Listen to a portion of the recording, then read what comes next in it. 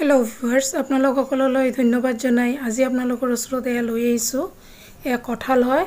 এয়া কঁঠালখিনি মই চালনী এটাৰ ওপৰত লৈ লৈছো আৰু এয়া কঁঠালখিনি গুটিখিনি উলিয়াই ইয়াৰ মই ৰস উলিয়াই লৈ লম এয়া সব গুটিখিনি মই এনেকৈ সম্পূৰ্ণকৈ উলিয়াই আছো এয়া গুটি উলোৱা মোৰ হৈ গৈছে এতিয়া ইয়াক মই ধুনীয়াকৈ চালনীৰে খই খই মই ৰসখিনি উলিয়াই লম এয়া চাওক আপোনালোকে ৰসখিনি এয়া ৰস উলাই গৈছে অলপ এনেকৈ মই বাকিখিনিৰ ৰসখিনি উলিয়াই লম এয়া মোৰ ৰস উলোৱা হৈ গৈছে এইখিনি মই এতিয়া এক সাইডত থৈ দিম এয়া মিক্সিৰ বাটি লৈ লৈছো তাতে এয়া মই এক ফাল নাৰিকল এয়া দি মই মিক্সিত মিহিকৈ গুৰি কৰি লৈছো এয়া মই বল এটা লৈছো তাতে বাটি সুজি নাৰিকল ৰুকা আৰু এয়া মই চেনি দিছো 4 ভাগৰ এভাগ 3টা ইলাচি এয়া দি এয়া মই গুৰি কৰি লৈ লম এইখিনিও গুৰি হৈ গৈছে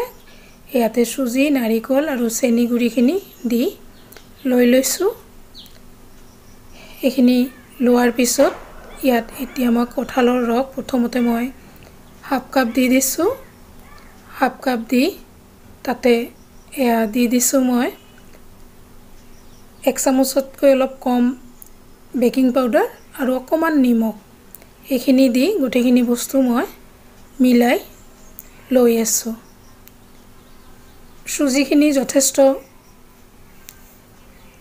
শুকান হৈ আহাৰ কাৰণে ইয়াতে মই আৰু অকমান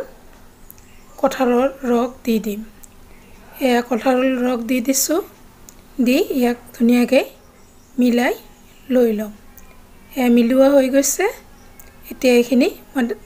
আৰু অকমান ৰস দি ইয়াক আৰু ভালদৰে অকমান ঢিলাকৈ মিলাই লৈছো কাৰণ ৰসখিনি আৰু এই যিখিনি মই বনাম এইখিনি কেকৰ ডোৰ নিচিনাকৈ বনাম এয়া মিলোৱা হৈ গৈছে এয়া মই ঢাকি থৈ দিছো এয়া মই ষ্টিলৰ বাটি লৈছো 4টা ইয়াতে মই তেল হানি লৈ আছো এই তেলখিনি ধুনীয়াকৈ বাটিটোত হানি লম যাতে মই যিখিনি মিশ্ৰণ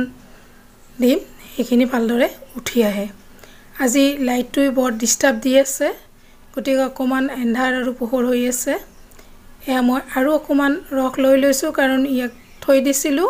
বহুত টান যেন লাগা হৈছে ইয়াতে আৰু কঁঠালৰ ৰস দি মই ভালদৰে ইয়াক আৰু এবাৰ মাৰি লৈ আছো এইখিনি সুজি হয় ফুলি উঠাৰ কাৰণে শুকান হৈ গৈছে এই কাৰণে আৰু ৰস দি ইয়াক লৈ লৈছো এয়া মই বাটিত আধা বাটিতকৈ বহুত কমকৈ এয়া দি আছো এয়া 4টা বাটিত মই ভৰাই লৈ আছো এয়া মোৰ ভৰোৱা হৈয়ে গৈছে আৰু মই সৰু সৰু কাগজৰ কাপ 3টাটো এয়া মই লৈ লৈছো আৰু প্ৰতিখিনি বস্তু মই টেপ কৰি লৈ লৈছো যাতে ভিতৰত কোনো ধৰণৰ বতাহ সোমাই নাথাকে বা তাতে গেপ ৰৈ না যায় এখিনি হৈ যাওঁতে টেপ কৰি লৈ লোৱা হৈ যাওঁতে আৰু দুটামান বাটিত মই এয়া মিশ্ৰণখিনি ভৰাই লৈ লৈছো এয়া মোৰ ভৰোৱা সম্পূৰ্ণ হৈছে মই কেৰাহীত ইতিমধ্যে পানী বহাই দিছিলো পানীখিনি